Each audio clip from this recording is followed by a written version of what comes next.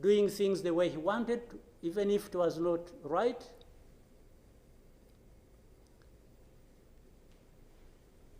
He got rid of them and he decided to bring in SADC. SADC was, without any question, coming to assist Tshisekedi to fight alongside FDLR, these murderers of our people here in this country, to fight against mercenaries, and to have Burundi on ethnic political basis decide to support Tshisekedi in whatever endeavor, including exactly doing what those murderers did to our people and what they are doing in Eastern Congo. They have displaced people, they have killed people, they have persecuted them on a daily basis for who they are. We have refugees here who have been here for the last 20 plus years, just dislocated from Congo and sent to Rwanda because they say these are ethnic Tutsis, therefore they belong to Rwanda, they don't belong there. And everybody is around. I don't know how many entities we have in Congo, honestly. We have MONUSC, we have SAMI DRC, we have mercenaries, we have Burundi, we have FDLR that has joined them. And everybody is there watching this thing, and we pretend it's like we don't understand what has been going on for all these years. And then when things like this of last week erupted, we behave like we are surprised or we are concerned about humanitarian crisis, about this and that. Isn't persecuting and killing people and displacing them part of that humanitarian concern? So as East Africans, we sit here and then do what about it?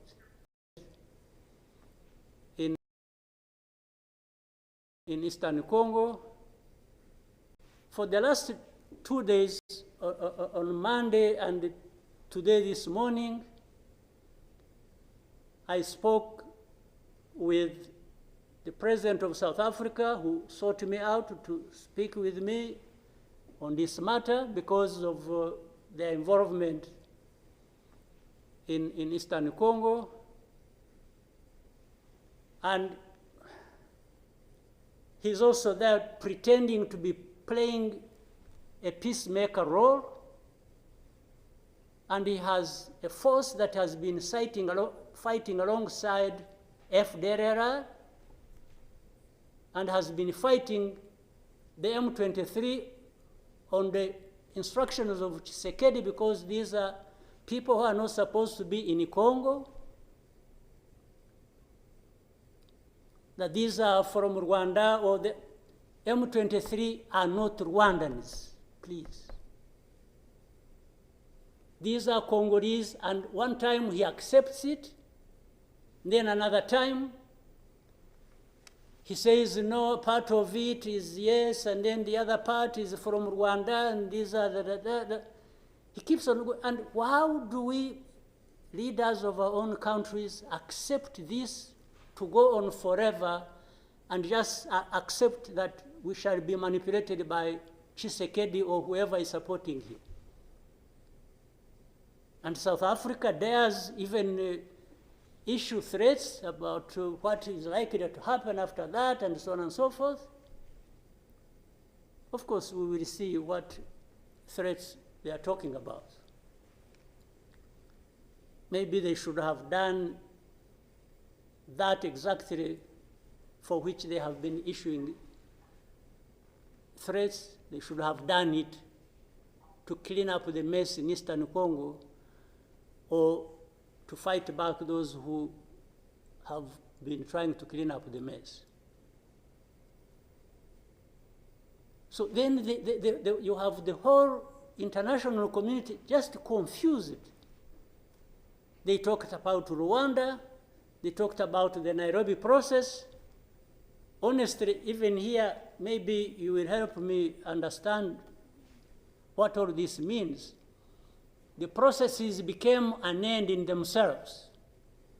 And the people leading these processes became more important than the results of the processes.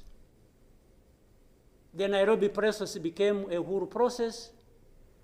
Then the Rwanda process, it's like you can't say anything that will displease President Lorenzo.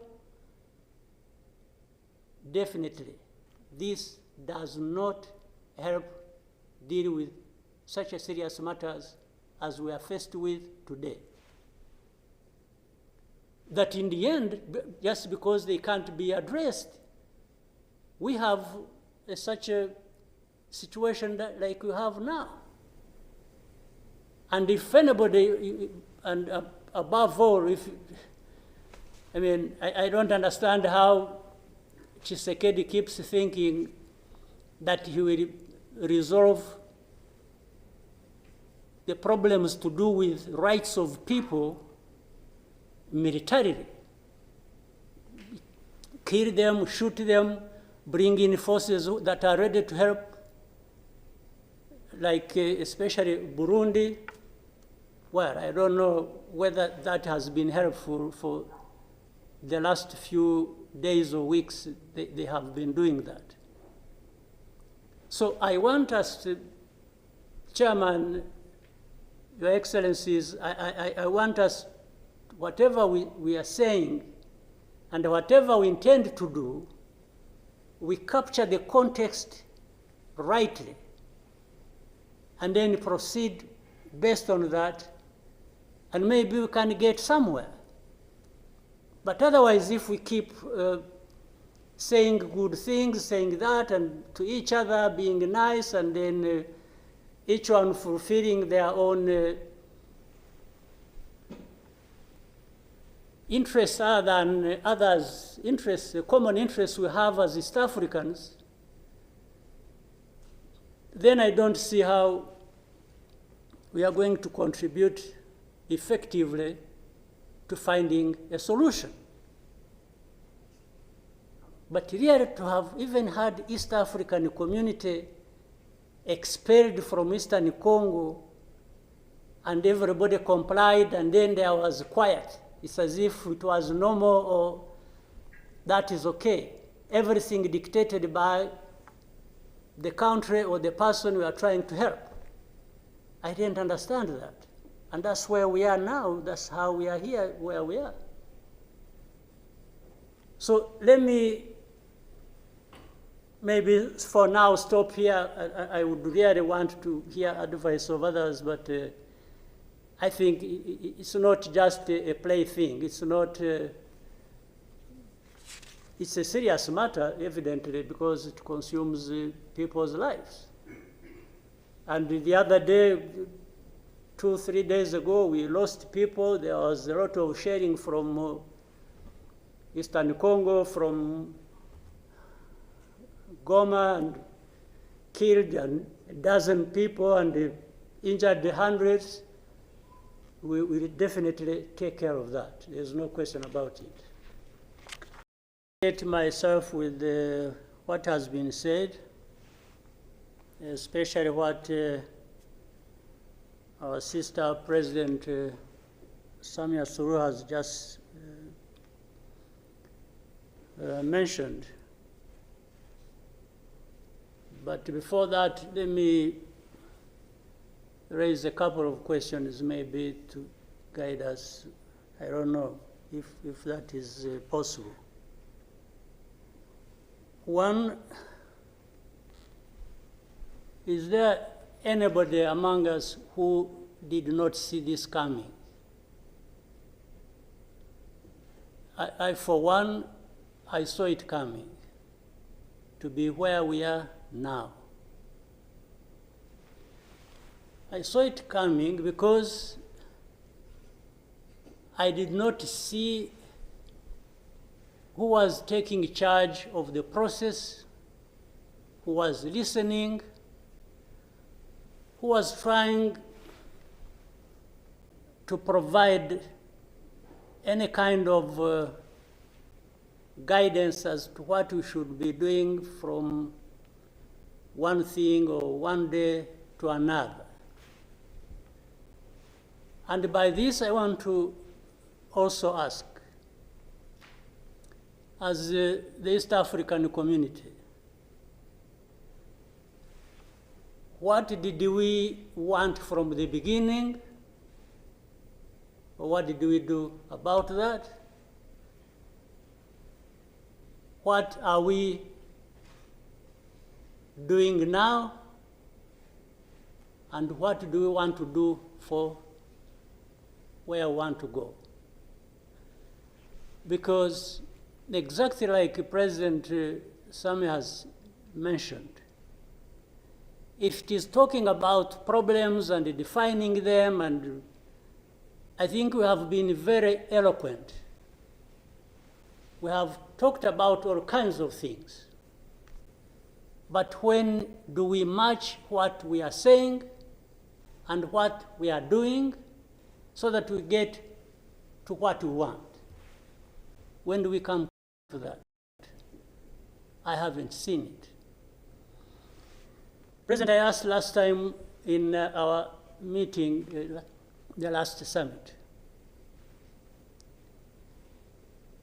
where is East African community, or does it exist?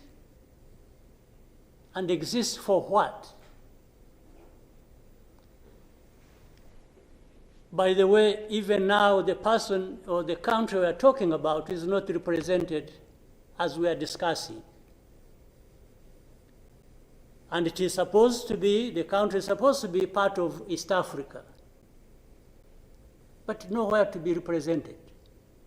So I'm not sure what bearing what we are discussing has on what happens in the process of finding a solution in this country. I'll move on.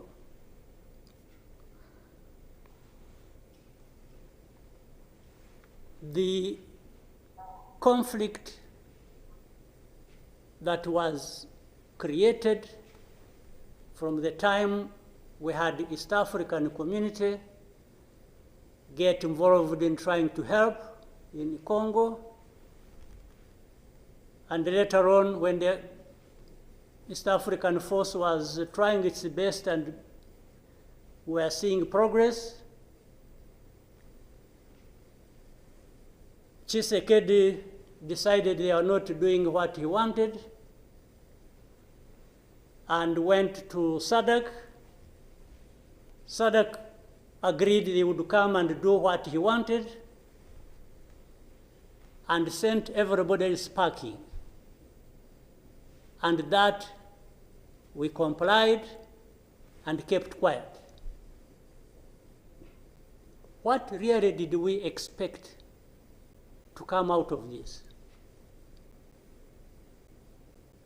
Now, worse still, I think even in East Africa itself, ourselves, maybe we have different understanding of what the problem is, and we have never come together to agree or even disagree and find a way to come together finally to do what we ought to do to deal with this problem. Or we simply decided, each country, to move on its own with a different agenda arising out of involvement or whatever in Congo, and that was enough. If your interests were catered for by Tshisekedi, that was fine, even if the others' interests or concerns were not taken care of. You can imagine, therefore, what chaos comes out of that kind of situation. We are, on one hand, assuming or pretending we are coming together over an issue and trying to find a solution, while at the same time, each country is pulling in its own direction, different from the others. This is the fact of the matter. Now, but even if we were doing everything right, all of us, nothing is going to come out of it until those mainly concerned are also part of it and participating and contributing to the success of the process through which they are getting the support. But if the parties decide or accept to be manipulated, because, and by the way, that's exactly what happened, and I think in Congo, there are experts for doing that. They would go to one party and promise them something, and then they would decide to keep quiet about what is obviously going to result into problems like